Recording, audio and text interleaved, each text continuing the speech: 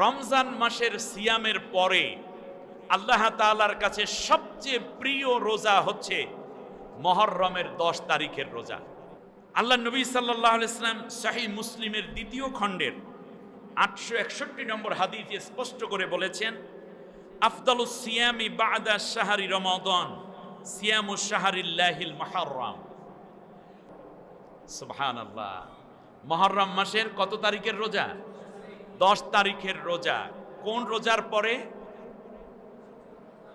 রমজান মাসের রোজার পরে। তাহলে আজকে আমি আপনাদের একটা দায়িত্ব দিয়ে দিলাম, সেটা হচ্ছে বাড়িতে গিয়ে মা বোনদেরকে বলে দিতে হবে মুহররম মাসের 10 তারিখ শনিবার হবে 1 তারিখ, সেখান থেকে 10 তারিখ যেই দিন হয়, ঠিক আছে কিনা, রোজা রাখার জন্য আমরা উদ্বুদ্ধ করব ইনশাআল্লাহ।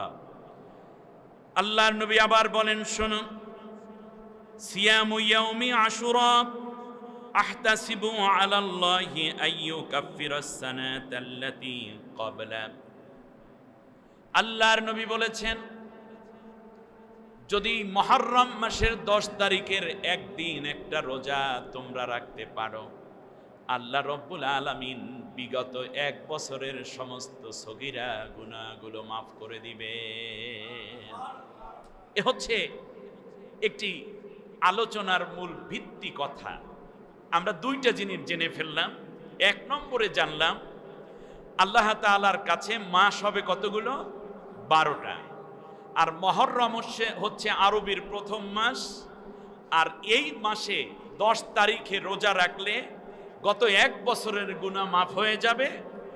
আর আরেকটি ফজিলত জানলাম, রমজানের পরে শ্রেষ্ঠতম রোজা হচ্ছে আল্লাহর কাছে প্রিয় রোজার নাম হচ্ছে মুহররমের আশুরার রোজা। বিশ্বনবী সাল্লাল্লাহু আলাইহি ওয়াসাল্লাম মদিনায় যখন হিজরত করে গেলেন, দেখতে পেলেন 10 তারিখে ইহুদিরা ইবাদত বন্দেগীতে খুব বেশি লিপ্ত হয়ে গেছে। এই দিন তারা রোজা। নবী জিজ্ঞেস করলেন, তোমরা রোজা রেখেছো কেন? বলল, এই দিন আমাদের অনেকগুলো ঐতিহাসিক ঘটনা পেয়েছি। ফিরাউনকে আল্লাহ রাব্বুল আলামিন লোহিত সাগরের মধ্যে ডুবাইয়া দিয়া আমাদের নবী মুসা পয়গম্বরকে আল্লাহ রাব্বুল আলামিন লোহিত সাগর পার করে বনি ইসরাইলকে উদ্ধার করে দিয়েছিলেন। এই শুকরিয়ার জন্য আমরা আজকে রোজা রাখি। তাহলে ইহুদিরা কয়টা রোজা রাখে? একটা। আল্লাহর নবী বললেন,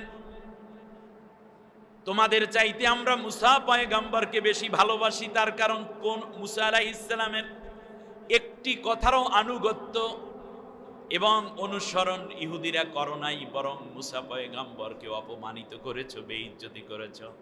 আমরা মুসা পয়গম্বরকে বেশি ভালোবাসি। আগামী বছর থেকে আমরাও মুহররমের রোজা রাখা শুরু করে দেব। তবে আমরা একটা রোজা রাখবো না, আমরা রাখবো 2টা।